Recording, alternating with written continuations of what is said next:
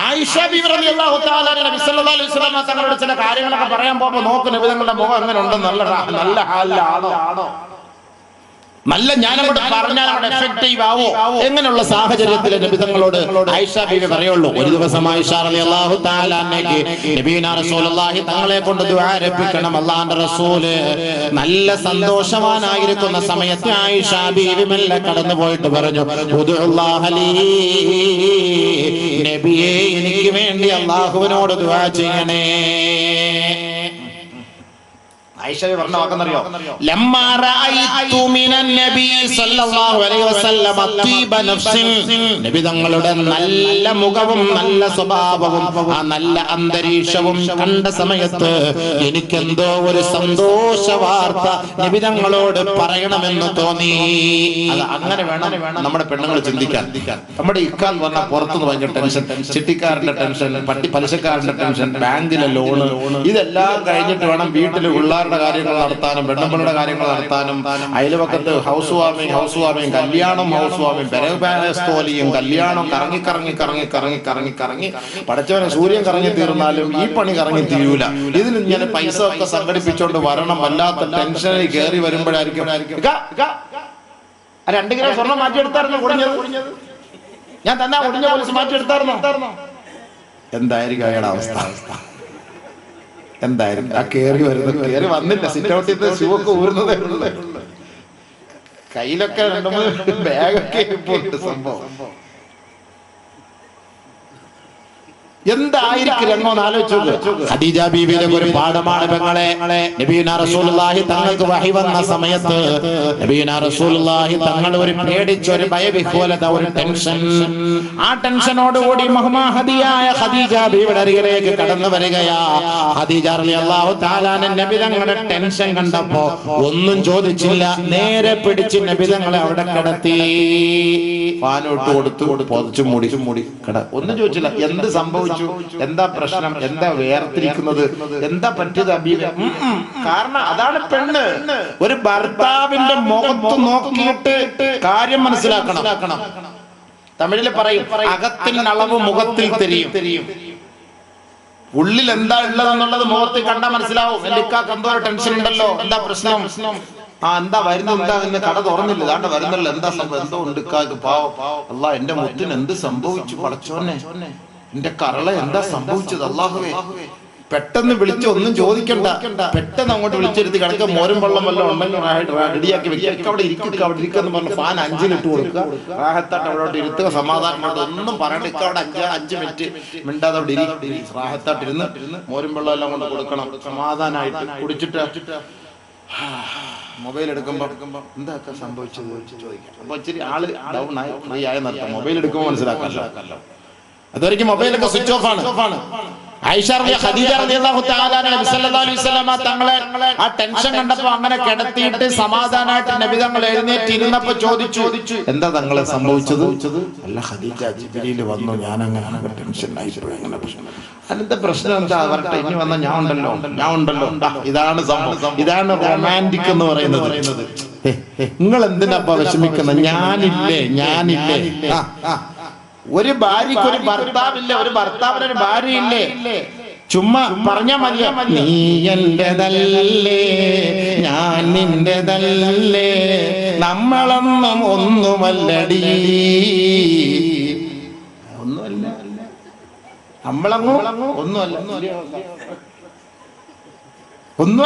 നമ്മളൊന്നും നീ എന്റേതാണ് ഞാൻ നിന്റേതാണെന്ന് പകുതി അഡ്ജസ്റ്റ്മെന്റ്. അൽഹംദുലില്ലാ, പകുതി നീ എടുത്തോ പകുതി ഞാൻ എടുത്തോ, അങ്ങനെ റാഹത്തായിട്ട് നീ പാതി ഞാൻ പാതി എന്നാകുമ്പോ എന്ത് സന്തോഷമായിരിക്കും.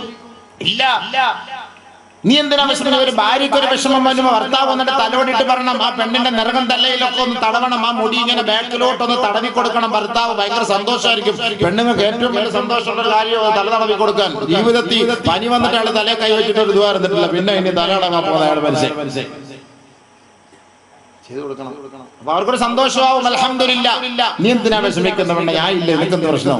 നീ ഇയാൾക്ക് എന്തിനാ വിഷയം വന്നപ്പോ അവള് വന്നിരുന്നിട്ട് പറയണം ഇക്കെന്തിനാക്കാ വിഷമിക്കുന്നത്? അത് നമുക്ക് പരിഹരിക്കാവുന്ന കാര്യമല്ലേ. നിങ്ങൾ എന്തിനാ വിഷമിക്കുന്നത്?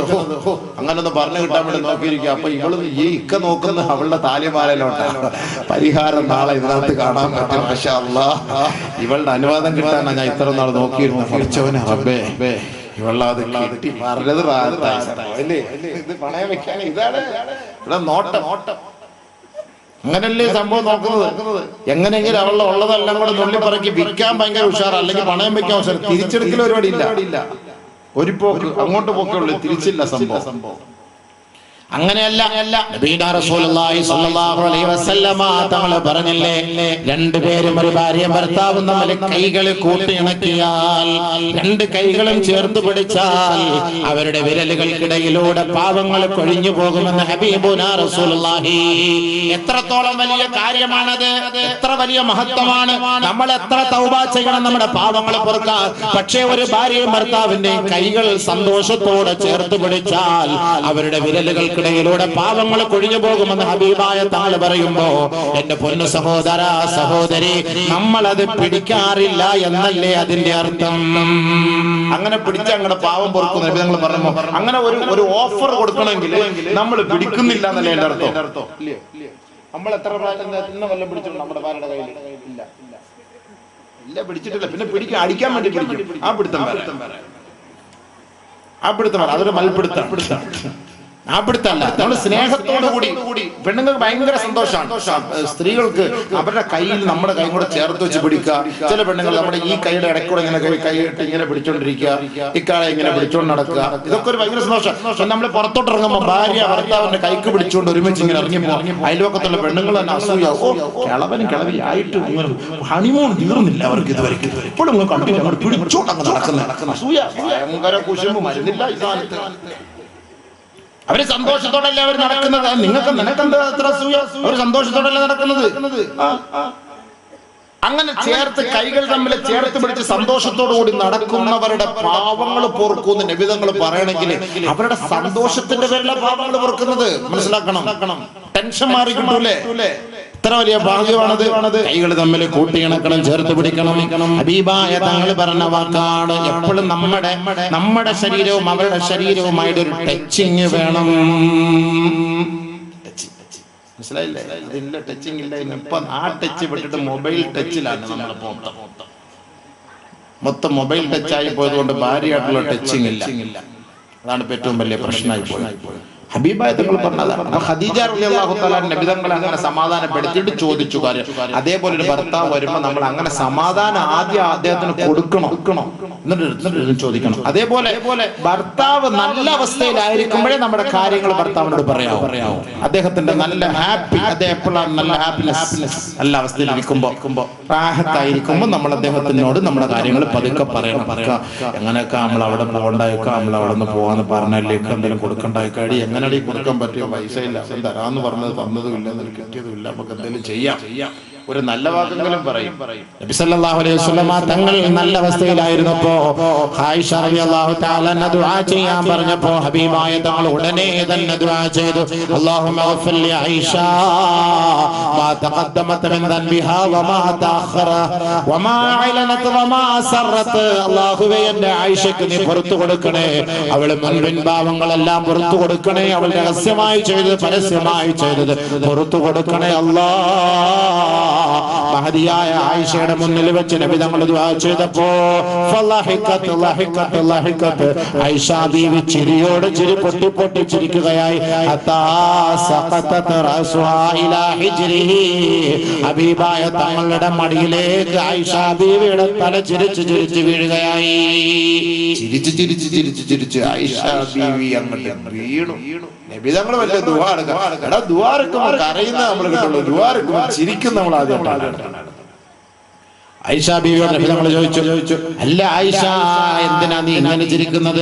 എന്റെ ദുആയിൽ നിനക്ക് ഇത്ര വലിയ സന്തോഷോ?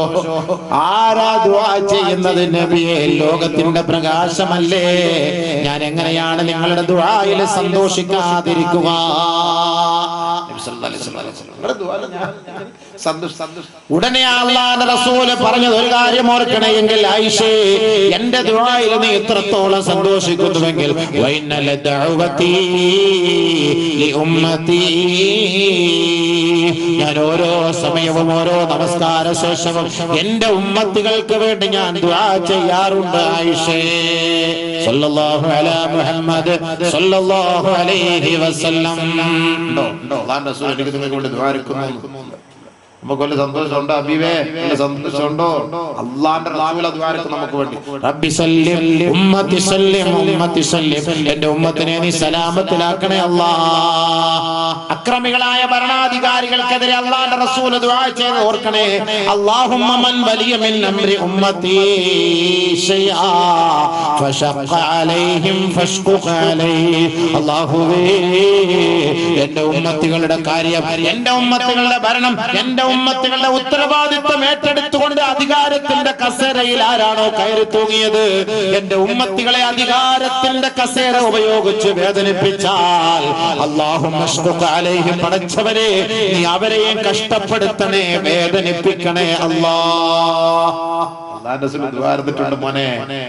അല്ലാഹുവിന്റെ റസൂലിന്റെ ദുആ തട്ടത്തിലില്ല, തട്ടിക്കളയില്ല. വീണ്ടും നബി തങ്ങൾ ദുആ ചെയ്തു, അല്ലാഹുമ്മ മൻ വലിയ മിൻ അംരി ഉമ്മത്തി ശൈആ ഫറഫഖ ബിഹിം ഫർഫഖ ബിഹിം. അല്ലാഹുവേ, എന്റെ ഉമ്മത്തികളുടെ കാര്യം ഏതൊരു ഭരണകൂടമാണോ ഏറ്റെടുത്തത്, എന്നിട്ട് ആ ഭരണകൂടം ആ ഭരണീയരായ എന്റെ ഉമ്മത്തികളോട് കരുണയും സഹാനുഭൂതിയും ഉദാരതയും കാണിച്ചിട്ടുണ്ടോ, ആ ഭരണകൂടത്തെയും നീ ഉദാരത കൊണ്ട് അനുഗ്രഹിക്കണേ അല്ലാഹ്. അങ്ങനെ ദുആ ചെയ്തു. വേദനിപ്പിച്ച അവരെ നീ വേദനിപ്പിക്കണം, ഇവരെ സഹായിച്ച അവരെ നീ സഹായിക്കണം. അപ്പൊ ദുആ ഉണ്ട് കേട്ടോ, പേടിക്കണ്ട. വരും. നമ്മൾ ഇവിടുത്തെ പ്രശ്നം തീർക്കാം, മണിയറയിലെ പ്രശ്നങ്ങൾ തീർക്ക്, എന്നാൽ എല്ലാം റെഡിയായി കിട്ടും. ബഹുമാനമുള്ള സഹോദരങ്ങളെ, അപ്പോൾ നബിന റസൂലുള്ളാഹി തങ്ങൾ ദുആ ചെയ്തപ്പോ മഹദിയായ ആയിഷ ബീവി റളിയല്ലാഹു തആല അൻഹ സന്തോഷിച്ചു. എന്റെ പൊന്നുമങ്ങളെ, എന്റെ വാത് കേൾക്കാൻ ഇന്നവിടെ ഒരുമിച്ച് കൂടി എന്റെ പൊന്നു സഹോദരിമാരെ, ഞാൻ നിങ്ങളോടൊന്ന് ചോദിക്കട്ടെ, ഇന്നേ വരെ നിങ്ങളുടെ ഭർത്താവിനോട് എനിക്ക് വേണ്ടി ഇക്കാ ഒന്ന് ദുആ ചെയ്യുമോ ഇക്കാ എന്ന് പറഞ്ഞ പെങ്ങന്മാരുണ്ടോ?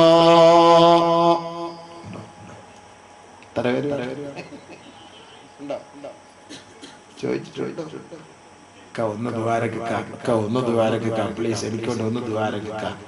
ചിലപ്പം ആശുപത്രി കൊണ്ടുപോകുമ്പോഴെങ്കിൽ ദ്വാരക്കാൻ പറയും, അല്ലാതെ ദ്വാരക്കാൻ പറഞ്ഞിട്ടുണ്ടോ? ആരെങ്കിലും ഏതെങ്കിലും ഒരു പെങ്ങള് ദ്വാരക്കാൻ വേണ്ടി തന്റെ ഭർത്താവിനോട് ഒന്ന് ദ്വാരക്കണേ. ചിലപ്പോ ഇരിക്കുന്ന 100-ലെ ഒരു 7% പറഞ്ഞു കാണും. ചിലപ്പോ അത്ര ഉണ്ടാവും. അല്ല ഭൂരിപക്ഷം പറയൂലല്ലോ, ഇല്ല പറയൂല. എന്നാ നമ്മളോ അവളോട് പറഞ്ഞിട്ടുണ്ടോ, എടി എനിക്ക് വേണ്ടി ദ്വാരക്കണേടി? ചിലപ്പോൾ ഗൾഫിൽ പോകുമ്പോ പറയും ദ്വാരക്കണേടി. വിസയും പാസ്പോർട്ടും ഒക്കെ ഇൻഷാ അല്ലാഹ് ഒക്കെ പോയിട്ട് വരും. റാഹത്തായിട്ട് പോയിട്ട് ഒരു കുഴപ്പമൊന്നും സംഭവിക്കൂല, റാഹത്തായിട്ട് പോയിട്ട് വരും. അതുകൊണ്ടാണ് നബിയുനാ റസൂലുള്ളാഹി തങ്ങൾ പെങ്ങന്മാരെ ഒന്ന് ഓർമ്മിപ്പിച്ചത്, പെണ്ണുങ്ങളെ, നിങ്ങൾ ആദ്യമായി ദുആ ചെയ്യേണ്ടത് നിങ്ങളുടെ ഇക്കാമാർക്കാണ്. ഹബീബായ റസൂലുള്ളാഹി തങ്ങൾ പറഞ്ഞ ഒരു ഹദീസ് കേൾക്കണേ സ്നേഹപൂർവ്വം. യുവതികളോട് ഒരു ഹദീസ് ഇതാ വരികയാണ്. ഇദാ ഹർബത്തുൽ മർഅതു മിൻ ബൈതി സൗജിഹാ, ഒരു പെണ്ണ് തന്റെ ഭർത്താവിന്റെ അനുവാദമില്ലാതെ വീട്ടിൽ നിന്ന് പുറത്തു പോവുകയാണ്. ലം തുഖ്ബൽ സലാത്തുഹാ ഹത്താ തർജിഅ ഇലാ ബൈതി സൗജിഹാ, അവളുടെ നമസ്കാരം സ്വീകരിക്കപ്പെടുകയില്ല തന്റെ ഭർത്താവിന്റെ വീട്ടിലേക്ക് മടങ്ങി വരുന്നത് വരെ. മടങ്ങി വന്നാൽ മാത്രം പോരാ, ഹത്താ തലഅയദഹാ ഫീ യദിഹി, മടങ്ങി വന്നിട്ട് തന്റെ കൈയെടുത്ത് ഭർത്താവിന്റെ കൈയോട് ചേർത്ത് പിടിച്ചിട്ട് പറയണം, നിങ്ങൾ ഇഷ്ടമുള്ളതുപോലെ എന്നോട് പ്രവർത്തിച്ചോ, അവിടുത്തെ അനുവാദമില്ലാതെ ഞാൻ ഇറങ്ങിപ്പോയതാണിക്ക എന്ന് പറയാത്ത ഒരു പെണ്ണിന്റെ നമസ്കാരം അല്ലാഹു സ്വീകരിക്കുകയില്ല. പെങ്ങളെ, ഭർത്താവിനോട് വിളിച്ചു ചോദിച്ചിട്ടല്ലാതെ വാളന് വരരുതേ, ഭർത്താവിനോട് വിളിച്ചു ചോദിച്ചിട്ടല്ലാതെ ഷോപ്പിങ്ങിന് പോകരുതേ, ഭർത്താവിനോട് വിളിച്ചു ചോദിച്ചിട്ടല്ലാതെ PTA മീറ്റിംഗിന് പോകരുതേ. ഏത് കാര്യവും നിന്റെ ഭർത്താവിനോട് ചോദിക്കൽ സുന്നത്താണ്. ഇല്ല എങ്കിൽ നിന്റെ നമസ്കാരം അല്ലാഹു സ്വീകരിക്കുകയില്ല. ശേഷം നബിയുനാ റസൂലുള്ളാഹി തങ്ങളെ മഹദിയായ ആയിഷ ബീവിയോട് കുറെ ഉപദേശങ്ങൾ നൽകുകയാണ്. ആ കൂട്ടത്തിൽ അല്ലാഹുവിന്റെ റസൂൽ ആയിഷ ബീവിയോട് പറയുന്നു, അയ്യോ യാ ആയിഷ, അയ്യുമ ഇംറഅത്തിൻ സല്ലത്ത്, ഏതെങ്കിലും ഒരു പെണ്ണ് നമസ്കരിച്ചിട്ട് സുമ്മ തദ്ഉ ലിനഫ്സിഹാ, തന്റെ ശരീരത്തിന് വേണ്ടി തന്റെ തടിക്ക് വേണ്ടി അവൾ ആദ്യം ദുആ ചെയ്തു. സുമ്മ തദ്ഉ ലിസൗജിഹാ, പിന്നീടാണ് തന്റെ ഭർത്താവിന് വേണ്ടി അവൾ ദുആ ചെയ്തതെങ്കിൽ ലം തുഖബൽ സലാത്തുഹാ ഹത്താ തദ്ഉ ലിസൗജിഹാ സുമ്മ തദ്ഉ ലിനഫ്സിഹാ ഔ കമാ ഖാല റസൂലുള്ളാഹി. ആയിഷ റളിയല്ലാഹു തആല അൻഹയോട് അല്ലാഹുവിന്റെ റസൂൽ കുറെ ഉപദേശ നിർദ്ദേശങ്ങൾ നൽകിയ കൂട്ടത്തിൽ നബിയുനാ റസൂലുള്ളാഹി തങ്ങൾ പറയുകയാണ്, ആയിഷേ, ഏതെങ്കിലും ഒരു പെണ്ണ് നമസ്കാരം കഴിഞ്ഞിട്ട് തന്റെ ഭർത്താവിന് വേണ്ടിയാണ് ആദ്യം അവൾ ദുആ ചെയ്യേണ്ടത്, രണ്ടാമതാണ് അവൾക്ക് വേണ്ടി ദുആ ചെയ്യേണ്ടത്. അല്ലാതെ തന്റെ ഭർത്താവിനെ രണ്ടാം സ്ഥാനം നൽകിയിട്ട് രണ്ടാം കിട ഭർത്താവാക്കിയിട്ട് ആദ്യമായി അവൾ അവളുടെ ആവശ്യത്തിന് വേണ്ടി ദുആ ചെയ്താൽ, ഏതൊരു നമസ്കാരത്തിന് ശേഷമാണോ അവൾ ദുആ ചെയ്തത്, ആ നമസ്കാരം അല്ലാഹു സ്വീകരിക്കുകയില്ല ആയിഷ. ആ നമസ്കാരം കൊണ്ട് അവൾക്ക് യാതൊരു ഗുണവും ഉണ്ടാവുകയില്ല ആയിഷ. നബിയുനാ റസൂലുള്ളാഹി സ്ഥാനം കൂടുതൽ ഭർത്താവിന് വേണ്ടി ദുആ എടുക്കണമെന്ന് ആദ്യം ഭർത്താവിന്റെ ദുആ എടുക്കണമെന്ന്. പക്ഷേ ഈ നാട്ടിലെ പെണ്ണുങ്ങൾ ആദ്യം അവർക്ക് വേണ്ടിയാണ് ദുആ എടുക്കുന്നത്, ഭർത്താവിന് രണ്ടാം സ്ഥാനത്താണ്. വേണമെങ്കിൽ കാമുകന് വേണ്ടി ദുആ എടുക്കും ആദ്യം. അങ്ങനെ ഈ സ്ഥലത്തിന്റെ വടക്കൻ തലയിലെ പെണ്ണുങ്ങൾ ചിലപ്പോ അങ്ങനെ എനിക്കറിയില്ല. 27 തലാഖാണ്, 27 തലാഖ് സംഭവിച്ചു. എങ്ങനെ സംഭവിച്ചു? ഇത്രയും വലിയ തലാഖ് എന്തുകൊണ്ടാണ് സംഭവിച്ചത്? കുടുംബം, മഹത്വം, ഭർത്താവ്, ഭാര്യ ഇത് മനസ്സിലാകാത്തത് കൊണ്ടല്ലേ. എന്റെ ഭാര്യയെ ഞാൻ നല്ല നിലയിൽ നോക്കിക്കൊള്ളാമെന്ന് ഭർത്താവ് തീരുമാനിച്ച് അവളെ തന്റെ ജീവിതത്തിലേക്ക് കൊണ്ടുവന്നതിനു ശേഷം അവളുടെ ഇഷ്ടാനിഷ്ടങ്ങളെല്ലാം നിങ്ങൾ നിറവേറ്റി കൊടുക്കണേ. അങ്ങനെ നിറവേറ്റി കൊടുത്തു കഴിഞ്ഞാൽ തീർച്ചയായും അവളുടെ ഭാഗത്തു നിന്ന് ഒരു ന്യൂനതകളും ഉണ്ടാവുകയില്ല. നബിയുനാ റസൂലുള്ളാഹി തങ്ങൾ പറഞ്ഞു, കേവലം വസ്ത്രം മാത്രമല്ല, ഭക്ഷണം മാത്രമല്ല, ബഹുമാനമുള്ള സഹോദരങ്ങളെ, ഒരു ഭാര്യ ഭർത്താവിൽ നിന്ന് ഒരുപാട് കാര്യങ്ങൾ ഇഷ്ടപ്പെടുന്നുണ്ട്. ഒരു ഭാര്യയ്ക്ക് ചില സങ്കല്പങ്ങളുണ്ട്. ആ സങ്കല്പത്തിനൊത്ത് ഭർത്താവ് ഒന്ന് നിന്നു കൊടുക്കണം. അത് ഭർത്താവിന്റെ കടമയാണ്, അത് ഭർത്താവിന്റെ ഉത്തരവാദിത്തമാണ്. അതിൽ ഭർത്താവ് വീഴ്ച വരുത്താൻ പാടില്ല. ഞാൻ എന്റെ ഭർത്താവിന്റെ മുന്നിൽ അണിഞ്ഞൊരുങ്ങും, ഞാൻ മറ്റുള്ളവന്റെ മുന്നിൽ അണിഞ്ഞൊരുങ്ങുകയില്ല. പക്ഷേ എന്നെ സമീപിക്കാൻ, എന്നെ പ്രാപിക്കാൻ എന്റെ ഭർത്താവ് വരുമ്പോ അഴുക്ക് വസ്ത്രം ധരിച്ചുകൊണ്ട്, അഴുക്ക് വേഷത്തോടെ, വൃത്തിയില്ലാതെ, വൃത്തിഹീനമായ അവസ്ഥയിൽ എന്റെ ഭർത്താവ് എന്നെ പ്രാപിക്കാൻ വന്നാൽ എനിക്കത് ഇഷ്ടമില്ല എന്ന് ഏതെങ്കിലും ഒരു പെണ്ണിന് അങ്ങനെയുള്ള അഭിപ്രായമുണ്ടെങ്കിൽ, എന്റെ പൊന്നിക്കാമാരെ, കുളിച്ച് വൃത്തിയായി മിസ്കും പുരട്ടിയിട്ടല്ലാതെ അവളുടെ ബെഡ്റൂമിലേക്ക് നീ പ്രവേശിക്കരുതേ. നമ്മളെ മാത്രം ഇത് നമ്മ കൊട്ടപ്പാക്ക് കച്ചവടം നടത്തിയിട്ട്, കള കച്ചവടം നടത്തി, ഇറച്ചി കച്ചവടത്തിൽ മീൻ കച്ചവടം നടത്തിയിട്ട് ചുമ്മാ ആ തോട്ടിൽ കൈയും കാലും മാത്രം ഒന്ന് കഴുകിയിട്ട് ഒന്ന് മാറി സോപ്പ് ഇട്ടിട്ട് ഇവിടെ വന്നിട്ട് രാത്രി അവളുടെ മുറി കയറാൻ പോയാൽ ചുമ്മാ കശത്തിന്ന് വാടിക്കുന്നു, അവിടെ വാടെടുക്കുന്നു, ഇവിടെ വാടെടുക്കുന്നു, ചുമ്മാ കുളിച്ചതുമില്ല, ഇവക്കുമുള്ള വന്ന റാഹത്തെല്ലാം പെട്ടെന്ന് അങ്ങ് പോകാൻ ചെയ്യും. അതുകൊണ്ടാണ് ഇയാൾ കുളിച്ചിട്ട് നല്ല ഊതൊക്കെ മേടിച്ചു വെക്കണം. അത്ര നല്ല മിസ്ക്, വൈറ്റ് മസ്ക് വാങ്ങിച്ചു വെക്കണം. അതൊക്കെ ഈ കശത്തിലും ഇവിടെ ഒന്ന് പെരട്ടണം. കുളിച്ചിട്ട് മണം വേർക്കുമ്പോ നല്ല മണായിരിക്കും. അതല്ല അറബികള് കുളിച്ചില്ലല്ലോ എന്താ ഈ സാധനം പറ്റിയാതി നല്ല മണല്ലേ. എന്താ മണ? സായിപ്പന്മാരൊക്കെ വന്ന് കിടക്കുമ്പോണ്ടല്ലോ ഇങ്ങനെ സൈക്കിൾ ഓടിച്ചോണ്ട് പോയാൽ മതി. 12 മണിക്ക് ഉച്ചക്ക് ഭയങ്കര വേറെ നാട്ടടിക്കുമ്പോ സായിപ്പ് മാതാമ പോകുമ്പോ നല്ല മണമാണ്. എന്നാ കുളിച്ചോ? തൂറിയ കഴിവത്ത് പോലും ഇല്ല, എല്ലാം ടിഷ്യൂ പേപ്പർ വെച്ച് തുടക്കില്ല. അവർക്ക് അതാണ്. പിന്നെ നിങ്ങൾ തമാശ ചൈനപ്പോ നമ്മൾ അനുഭവിച്ചതാ. എന്റെ റബ്ബേ, അവിടെ വെള്ളമൊന്നുമില്ല. സംഭവം സൂക്ഷിച്ചു പോണം. പോയി ഓടിപ്പോയി അങ്ങോട്ട് കക്കൂസിങ് ഇരുന്നേക്കല്ലോ സംഭവം. കാരണം അവിടെ ഒന്നും അതില്ല. യൂറോപ്യൻ സിസ്റ്റങ്ങൾ അവിടെ എല്ലാം വെള്ളമൊന്നും ഇല്ലാത്ത സിസ്റ്റങ്ങളാണ്. അപ്പൊ അതുകൊണ്ട് ബഹുമാനമുള്ള സ്ഥലം മണം. അപ്പൊ നമ്മൾ അങ്ങനെ നല്ല വസ്ത്രം ധരിക്കണം, നല്ല മണം ഉണ്ടായിരിക്കണം. അതൊക്കെ ചില പെണ്ണുങ്ങൾക്ക് ഒരു ഇഷ്ടം വരും. അതേപോലെ തിരിച്ചു ഒരു ഭാര്യ ഭർത്താവിനരികിലേക്ക് പോകുമ്പോൾ കുളിച്ചു സുന്ദരിയായി വെടിപ്പോടെ വൃത്തിയായിട്ട് രാത്രി ഭർത്താവിനെ സമീപിക്കാൻ പോകുമ്പോൾ കുളിച്ച് വൃത്തിയായി നല്ല വസ്ത്രങ്ങൾ ധരിച്ച് നല്ല അത്ര പൂശിയിട്ട് ഭർത്താവിന്റെ മുന്നിലേക്ക് വരണേ. അതും ഭാര്യയുടെ കടമയാണ്. രാത്രി കുളിക്കാൻ പോയ ജോലിയൊന്നുമില്ല. ഈ പിന്നെ വണ്ടാരയുടെ കാരണം കിളവന്റെ അടുത്ത് തന്നെ കുളിക്കാൻ പോകില്ല. പിന്നെ വലിയ കാര്യമായി പോയി. ഇങ്ങനെയൊക്കെ മതി, വേണമെങ്കിൽ പറ്റിയെങ്കിൽ പറ്റിയല്ലേ പണിയോക്ക്. അതാണ് പ്രശ്നം. ഒരു ഭർത്താവിനെ അപേക്ഷിച്ചിടത്തോളം ഒരു ഭാര്യയോട് ഒരു സ്നേഹം ഉണ്ടാക്കുക എന്നുള്ളത് കൂടുതൽ അവളാണ്. ആ മിഷനൊക്കെ അവളാണ് തീരുമാനിക്കേണ്ടത്.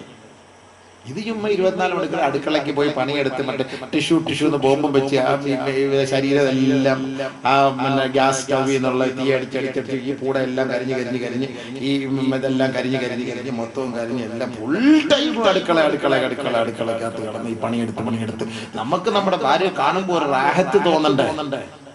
കാണുമ്പോ തന്നെ നമുക്കൊരു മനസ്സ് തോന്നണ്ടേ, ഒരു സന്തോഷം തോന്നണ്ടേ? ഇത് കണ്ണും കുഴിഞ്ഞ് കവിള് ഒട്ടി ഒരുമാതിരി തിന്നാനും കുടിക്കാനും ഇല്ലാത്ത എല്ലാമാതിരി NRC-ക്കാരെ പിടിച്ചുകൊണ്ടിടുന്ന പോലെ തടവിൽ നിന്ന് വന്നതുപോലെ എന്ത് നീ ഇങ്ങനെ നല്ലപോലെ തിന്നാത്ത? നമ്മുടെ ശരീരം കുറച്ച് നോക്കണം പെങ്ങളെ. ഒരു ഭർത്താവിന് നിന്നെ കാണുമ്പോ ഒരു ഇൻട്രസ്റ്റ് ഉണ്ടാകണം, അതുണ്ടാകണം. അതിന് ശരീരം പെണ്ണുങ്ങൾ നോക്കണം. പെണ്ണുങ്ങൾ ശരീരം നോക്കാറില്ല. നമ്മ കുറെ ഇങ്ങനെ വെച്ചോളം ഇങ്ങനെ തിന്നും കൊടുത്തിരിക്കണം. നല്ല ഡ്രസ്സ്, നല്ല വസ്ത്രം, നല്ല അത്രയൊക്കെ പൂശിയിട്ട് ഭർത്താവിന്റെ മുന്നിൽ പോകണം. പുറത്തും പത്രമൊന്നും പൂശണ്ട, അത് നാറ്റം അടിക്കുന്ന വേഷത്തിൽ പോകണം. അപ്പൊ ആരെങ്കിലും അടുത്ത് വരും, ചെമ്മരിയാട് എന്റെ പഠിച്ചവനെ വേണ്ട, ഇവരുടെ സാധാരണ ജീവിതത്തിൽ കുളിക്കത്തില്ലടാ, അങ്ങനെ വേണം. അതാ പുറത്ത് പോകുമ്പോ ഭർത്താവിന്റെ അടുത്ത് വരുമ്പോ പറ്റൂല. അത് കസ്തൂരിമാൻ വരുന്ന പോലെ വരണം. അത് ചെമ്മരിയാടിന്റെ കൂട്ടത്തിൽ വരാൻ പറ്റൂല. അങ്ങനെ വരണോ? അപ്പൊ പ്രശ്നം തീരും കുടുംബത്തിൽ അങ്ങോട്ട്. എന്നിട്ടോ ഭാര്യ